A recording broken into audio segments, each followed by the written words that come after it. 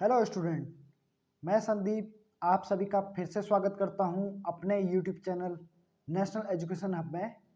आज हम class 9th के केमिस्ट्री का third chapter atom and molecule को डिस्कस करेंगे। इससे पहले हम इसके फर्स्ट 2 चैप्टर को ऑलरेडी डिस्कस कर चुके हैं। आप प्ले लिस्ट में जाके देख सकते हैं। अगर वीडियो अच्छा लगे तो वीडियो को लाइक करें एंड चैनल को सब्सक्राइब करें। आपको इस लेक्चर का PDF मेरे टेलीग्राम चैनल पे मिल जाएगा, जिसका लिंक डिस्क्रिप्शन में है। तो स्टूडेंट स्टार्ट करते हैं। फर्स्ट टॉपिक है एटम। एटम स्मॉलेस्ट पार्टिकल होता है किसी भी एलिमेंट का जो 3 सब पार्टिकल इलेक्ट्रॉन, प्रोटॉन और न्यूट्रॉन से मिलके बना होता है। एटम को ना तो हम क्रिएट कर सकते हैं और ना ही डिस्ट्रॉय कर सकते हैं।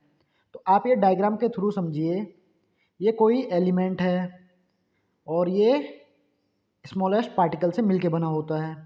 और ये पार्टिकल भी 3 सब पार्टिकल इलेक्ट्रॉन, प्रोटॉन और न्यूट्रॉन से मिलके बने होते हैं। ठीक है, यहाँ पे इलेक्ट्रॉन पे निगेटिव चार्ज होता है, प्रोटॉन पे पॉजिटिव चार्ज होता है और न्यूट्रॉन न्यूट्रलाइज होता है। ठीक है, यहाँ पे जो इलेक्ट्रॉन का मास होता है वो होता है 9.1 इंटू 10 की पावर -28, प्रोटॉन का 1.6 इंटू 10 की पावर -24 एंड न्यूट्रॉन पे भी 1.6 इंटू 10 की पावर -24। तो आपको क्लियर हो गया होगा कि एटम क्या होता है, स्मॉलेस्ट पार्टिकल होता है किसी भी एलिमेंट का, और वो 3 सब पार्टिकल इलेक्ट्रॉन, प्रोटॉन और न्यूट्रॉन से मिलके बना होता है। ठीक है, नेक्स्ट है यहाँ पे जो एटम होते हैं उसके 2 पार्ट होते हैं। ठीक है, एक होता है न्यूक्लियस, एक होता है ऑर्बिट। न्यूक्लियस क्या होता है, ये एटम का सेंटर होता है। यहाँ पे प्रोटॉन और न्यूट्रॉन होते हैं। और जो ऑर्बिट होता है ये न्यूक्लियस के चारों ओर का पाथ होता है जिसमें इलेक्ट्रॉन रिवॉल्व होता है। ठीक है, इसमें जो ये इलेक्ट्रॉन होगा ये इस न्यूक्लियस के चारों ओर घूमेगा। ठीक है, तो आपको मेनली जो एटम का स्ट्रक्चर दिखेगा उसमें 2 पार्ट होंगे। First nucleus, second orbit.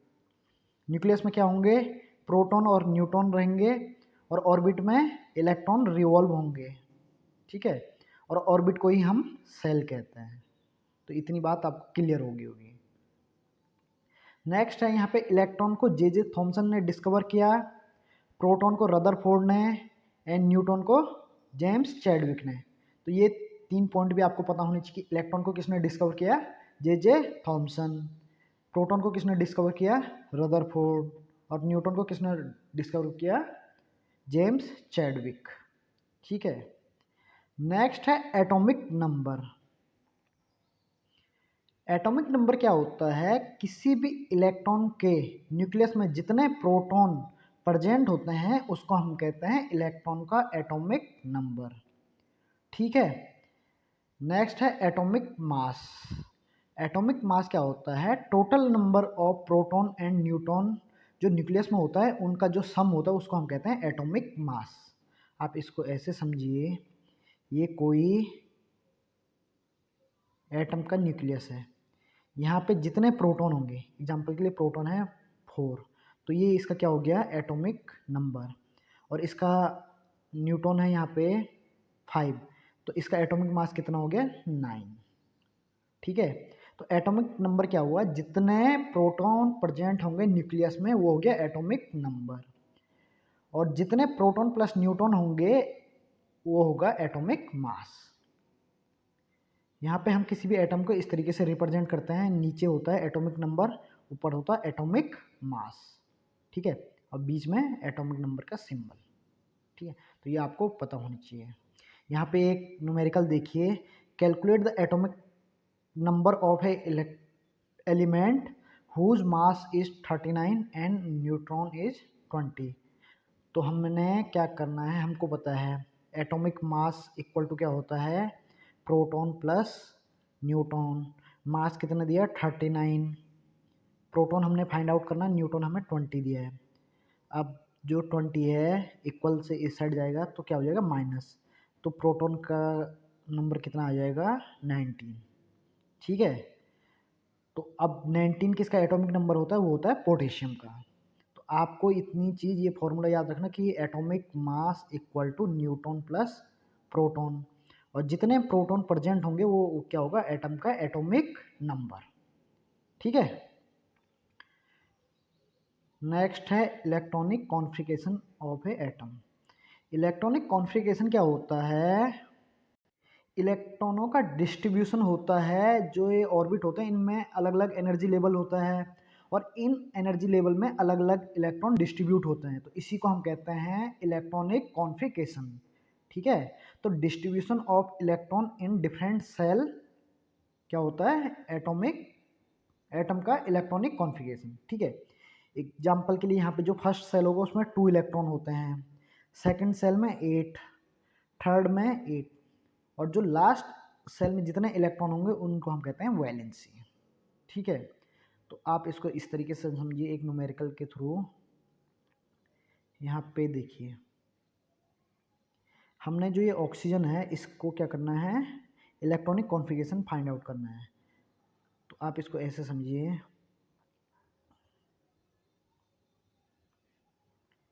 Electron का एटॉमिक नंबर कितना है, 8। तो फर्स्ट सेल में हमने कहा है ओनली 2 इलेक्ट्रॉन हो सकते हैं, तो नेक्स्ट में कितने बचे, 6। ठीक है। यहाँ पे एटॉमिक नंबर कितना है, 8, और एटॉमिक मास 16। तो हम न्यूटन का नंबर निकालेंगे, न्यूटन कितने हो जाएंगे, atomic mass minus atomic number. ठीक है। तो न्यूटन भी आ गए 8। तो नंबर ऑफ प्रोटॉन और नंबर ऑफ इलेक्ट्रॉन 8 हो गए। ठीक है। तो यहाँ पे इलेक्ट्रॉनिक कॉन्फ़िगरेशन भी आपने देख लिया कि फर्स्ट सेल में 2 इलेक्ट्रॉन, सेकंड में 6। तो ये देखिए आप, ये हो गया इसका न्यूक्लियस, यहाँ पे 8 प्रोटॉन है, 8 न्यूट्रॉन है। ठीक है। और फर्स्ट सेल में 2 इलेक्ट्रॉन है और सेकंड सेल में 6। ठीक है। तो इलेक्ट्रॉनिक कॉन्फ़िगरेशन आपको समझ में आ गया होगा कि जो इलेक्ट्रॉनों का डिस्ट्रीब्यूशन होता है डिफरेंट डिफरेंट सेल में। फर्स्ट सेल में मैक्सिमम 2 इलेक्ट्रॉन आ सकते हैं, सेकंड सेल में मैक्सिमम 8 आ सकते हैं, थर्ड में भी 8। ठीक है। और जो लास्ट सेल में जितने इलेक्ट्रॉन होंगे उसको हम कहते हैं वैलेंसी। और आपको ये एटॉमिक नंबर, सिंबल और एलिमेंट का एटॉमिक मास याद होनी चाहिए। जैसे हाइड्रोजन है तो हाइड्रोजन को हम H से डिनोट करते हैं, इसका एटॉमिक नंबर 1 है एंड एटॉमिक मास 1 है। हीलियम है उसको हम He से डिनोट करते हैं, एटॉमिक नंबर 2 है, एटॉमिक मास 4 है।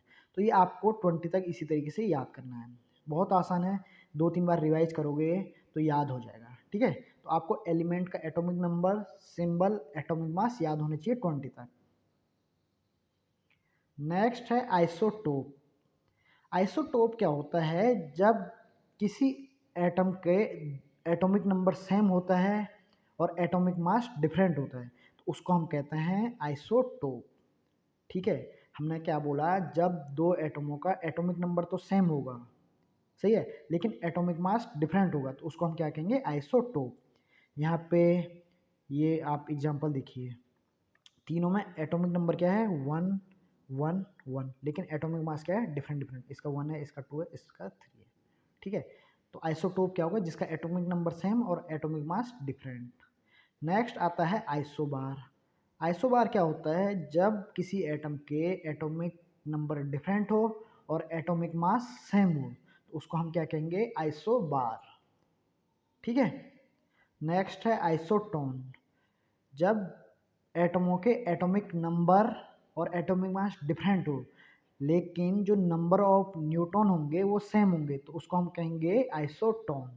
एग्जाम्पल के लिए आप ये लीजिए, आपके पास बोरॉन है और कार्बन है, तो आपने इसमें न्यूट्रॉन, इनका जो एटॉमिक नंबर है और एटॉमिक मास दोनों डिफरेंट है, लेकिन जब आप यहाँ पे न्यूट्रॉन का नंबर फाइंड आउट करोगे तो दोनों का 6 कैलकुलेट होगा।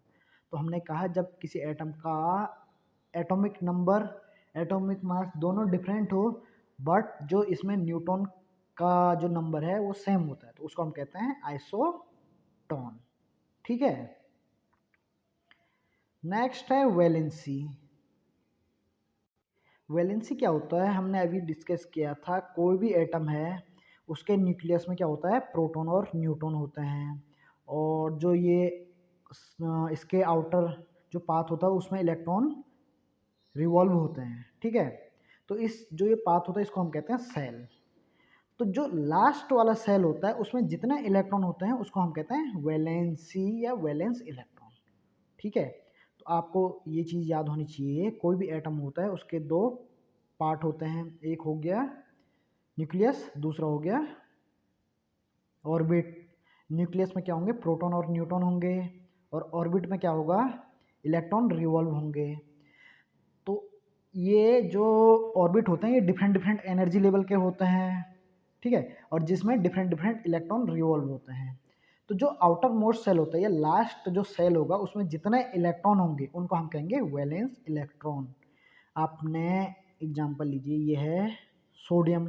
तो सोडियम का आप जब इलेक्ट्रॉनिक कॉन्फ़िगरेशन करोगे तो फर्स्ट सेल में 2 इलेक्ट्रॉन, सेकंड सेल में 8 इलेक्ट्रॉन, लास्ट सेल में 1 इलेक्ट्रॉन। तो जो ये 1 इलेक्ट्रॉन है ये क्या हो गया, वैलेंसी या वैलेंस इलेक्ट्रॉन। ठीक है, यहाँ पे 2 टाइप की वैलेंसी होती है, एक होती है पॉजिटिव वैलेंसी, एक होती है निगेटिव वैलेंसी। पॉजिटिव वैलेंसी क्या होती है, जब कोई एटम अपने आउटर मोस्ट सेल को डोनेट कर देता है तो उसको कहते हैं पॉजिटिव वैलेंसी। इसका आप इस तरीके से समझिए, अगर आपके पास कुछ पैसा एक्स्ट्रा पड़ा है, आप उसको किसी को ब्याज दे देते हो या उधार दे देते हो, तो वो क्या हो गया, आप क्या हो गए, पॉजिटिव वैलेंसी। पॉजिटिव मतलब आपके पास पॉजिटिव वैलेंसी हो गई। ठीक है, आप ये सोडियम को लीजिए, सोडियम के पास कितने हैं, फर्स्ट सेल में 2 इलेक्ट्रॉन, सेकंड सेल में 8 इलेक्ट्रॉन एंड लास्ट सेल में 1 इलेक्ट्रॉन। तो ये अपना 1 इलेक्ट्रॉन किसी और को डोनेट कर देगा, तो ये क्या हो गया, पॉजिटिव वैलेंसी। ठीक है, तो आप ये डायग्राम से समझिए, आपने सबसे पहले सोडियम का क्या करना है, इलेक्ट्रॉनिक कॉन्फ़िगरेशन। तो 2 8 एंड 1, तो यहाँ पे फर्स्ट सेल में आपको 2 इलेक्ट्रॉन दिख रहे होंगे, फर्स्ट 1 2, और सेकंड में 8, और लास्ट वाले में 1 इलेक्ट्रॉन। तो ये अपना एक इलेक्ट्रॉन लूज कर देगा, किसी को डोनेट कर देगा और स्टेबल हो जाएगा। ठीक है, तो इसको कहते हैं हम पॉजिटिव वैलेंसी। और ये अपना जो ये इलेक्ट्रॉन है ये लूज क्यों कर रहा है, ये किसी को डोनेट क्यों कर रहा है, ताकि ये स्टेबल कंडीशन में आ सके। क्योंकि जब किसी भी एटम के लास्ट ऑर्बिट में 2 8 18 इलेक्ट्रॉन होते हैं तभी वो स्टेबल कंडीशन में आता है। इसके अलावा जो भी होंगे वो या तो डोनेट करेगा या किसी से गेन करेगा, तब स्टेबल हो सकता है। ठीक है, नेक्स्ट है निगेटिव वैलेंसी। यहाँ पे निगेटिव वैलेंसी क्या होता है, जब कोई एटम किसी अदर एटम से इलेक्ट्रॉन को गेन करेगा ताकि वो स्टेबल हो सके, तो उसको हम कहते हैं निगेटिव वैलेंसी। इसका एग्जांपल आप लीजिए, क्लोरीन है, सही है। तो क्लोरीन क्या करेगा, किसी अदर एलिमेंट से कुछ इलेक्ट्रॉन लेगा ताकि स्टेबल हो सके। यहाँ पे आप क्लोरीन का इलेक्ट्रॉनिक कॉन्फ़िगरेशन देखिए, 2 8 7, क्योंकि जो एटॉमिक नंबर होता है वो होता है 17। तो इसके फर्स्ट सेल में 2 इलेक्ट्रॉन होंगे, सेकंड सेल में 8 इलेक्ट्रॉन होंगे एंड लास्ट सेल में 7 होंगे। तो मैंने क्या बोला, किसी भी एटम को स्टेबल होने के लिए या तो 2 इलेक्ट्रॉन होने चाहिए एंड में, या तो 8 होने चाहिए, सही है, या तो 18। तो इसके पास 7 है, तो ये क्या करेगा, एक इलेक्ट्रॉन किसी और से ले लेगा ताकि ये स्टेबल हो सके। ठीक है, तो आपको पॉजिटिव और निगेटिव वैलेंसी समझ में आ गई होगी। पॉजिटिव वैलेंसी क्या होती है, जब कोई एक एटम अपना लास्ट ऑर्बिट के इलेक्ट्रॉन को डोनेट कर देता है ताकि वो स्टेबल हो सके, उसको हम कहते हैं पॉजिटिव वैलेंसी। अगर कोई एटम अपने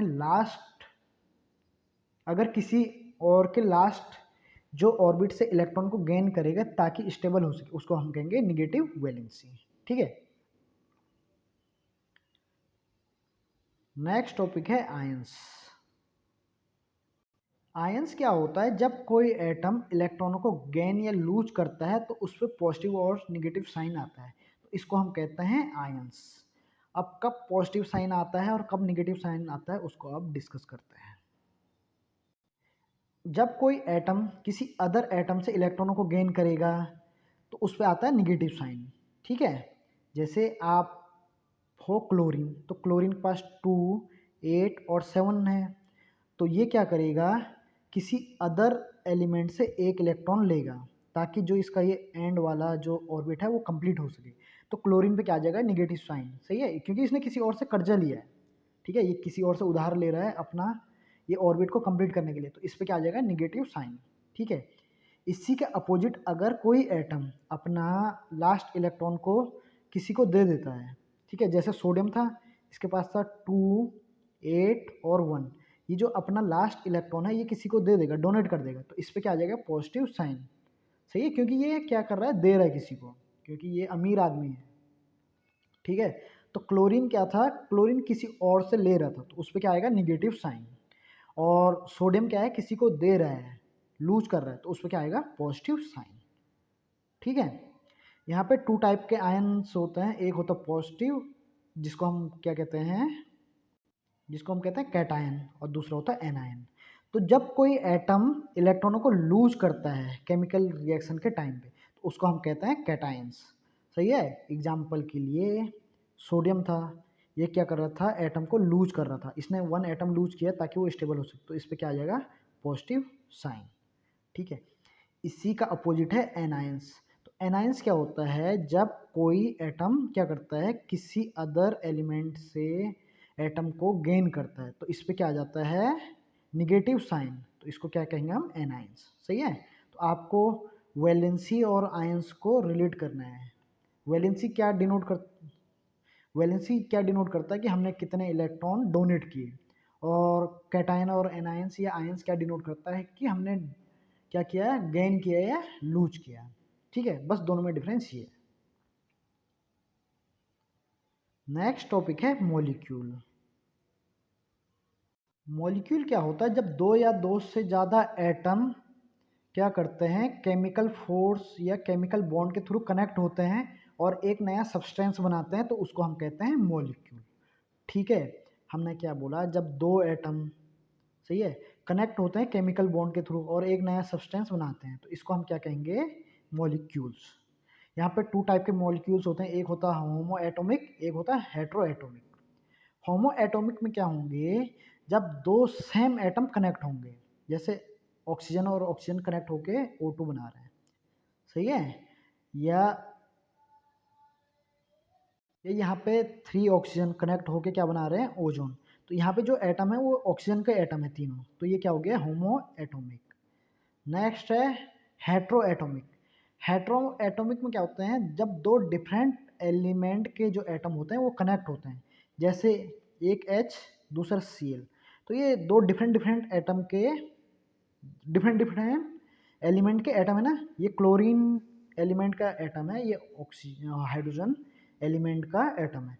तो जब दो डिफरेंट एलिमेंट के एटम कनेक्ट होते हैं तो उसको हम कहते हैं हेट्रो एटोमिक। या आप डायग्राम से क्लियर हो जाएगा आपको, यहाँ पे HCl है, ये क्या है, हेट्रो एटोमिक। यहाँ पे एक ऑक्सीजन है और एक क्लोरीन है, तो दो डिफरेंट एलिमेंट के एटम से। दूसरा H2O, तो यहाँ पे दो हैं ऑक्सीजन, दो हैं हाइड्रोजन, एक है ऑक्सीजन, ठीक है। इसी का अपोजिट जो हेमो एटोमिक में है, उसमें ऑक्सीजन और ऑक्सीजन कनेक्ट है। ओजोन में देखिए आप, केवल ऑक्सीजन के एटम है, ठीक है। तो जब सेम एलिमेंट के एटम कनेक्ट होंगे तो उसको हम कहेंगे होमो एटोमिक, और जब डिफरेंट एलिमेंट के एटम कनेक्ट होंगे उसको हम कहेंगे हाइड्रो एटोमिक, ठीक है। नेक्स्ट यहाँ पे एटम और मॉलिक्यूल में डिफरेंस है, तो वो आपको क्लियर होना चाहिए। एटम क्या होता है, स्मॉलेस्ट पार्टिकल होता है किसी भी एलिमेंट का, और मॉलिक्यूल क्या होता है, कॉम्बिनेशन ऑफ टू एटम, ठीक है। नेक्स्ट जो एटम होता है वो फ्री स्टेट में नहीं होता है, और जो मॉलिक्यूल होता है वो फ्री स्टेट में होता है। एटम मोर रिएक्टिव होता है और मॉलिक्यूल लेस रिएक्टिव होता है।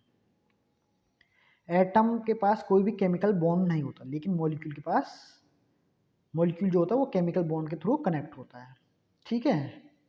तो ये आपको एटम और मॉलिक्यूल में डिफरेंस पता होना चाहिए। नेक्स्ट है यहाँ पे केमिकल बॉन्ड।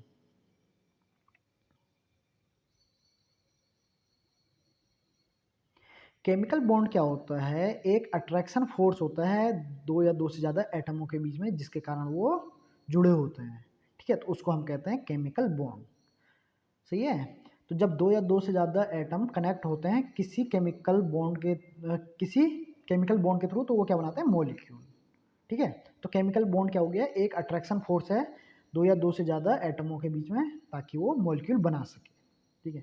यहाँ पे डिफरेंट टाइप के जो केमिकल बॉन्ड है, फर्स्ट है स्ट्रॉन्ग, नेक्स्ट है वीक बॉन्ड। स्ट्रॉन्ग बॉन्ड में आपका आयनिक, कोवलेंट, कोऑर्डिनेट एंड मेटेलिक, और वीक बॉन्ड में आपका हाइड्रोजन एंड वंडरवाल बॉन्ड आ जाता है, ठीक है। तो आपके सिलेबस में यहाँ पे आयनिक बॉन्ड है, तो आयनिक बॉन्ड को डिस्कस करते हैं। आयनिक बॉन्ड क्या होता है? जब दो एटमों के बीच में इलेक्ट्रॉन का ट्रांसफर होता है और एक नया सब्सटेंस बनता है या मॉलिक्यूल बनता है, तो वहाँ पे उस बॉन्ड को क्या बोलेंगे आप? Ionic bond. ठीक है, मैंने क्या बोला? जब दो एटम होंगे, ये इलेक्ट्रॉन को ट्रांसफर करेंगे, सही है, एक दूसरे से, तो उसको क्या बोलेंगे हम? Ionic bond. आप ये देखिए, एक एटम है ए, दूसरा है बी।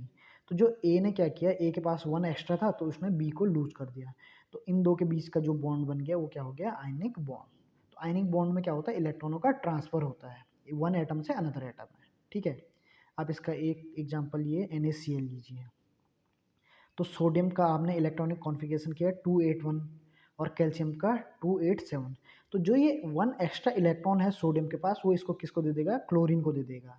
तो अब यहाँ पे जो सोडियम है उसके पास 28 और जो क्लोरीन है उसके पास 288। तो यहाँ पे सोडियम के पास पॉजिटिव चार्ज एंड कैल्शियम के पास निगेटिव चार्ज आ गया। तो इन दो के बीच का जो बॉन्ड होता है उसको हम कहते हैं आयनिक बॉन्ड।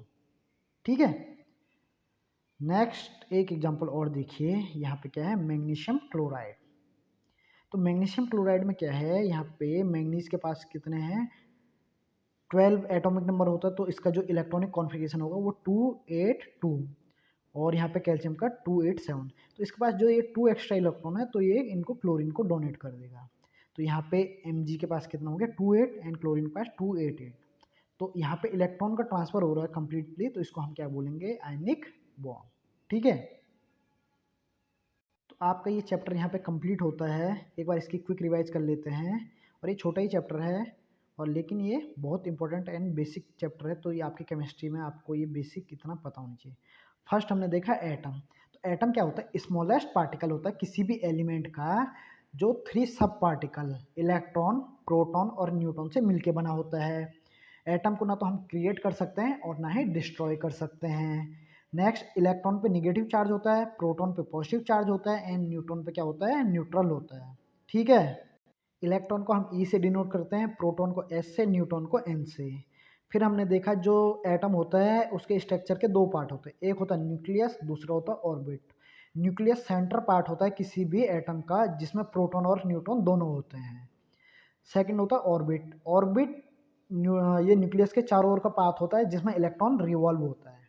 ठीक है, नेक्स्ट जो इलेक्ट्रॉन था उसको किसने डिस्कवर किया? जे थॉमसन ने। प्रोटॉन को रदरफोर्ड ने, न्यूट्रॉन को जेम्स चैडविक ने। नेक्स्ट हमने देखा एटॉमिक नंबर। एटॉमिक नंबर क्या होता है?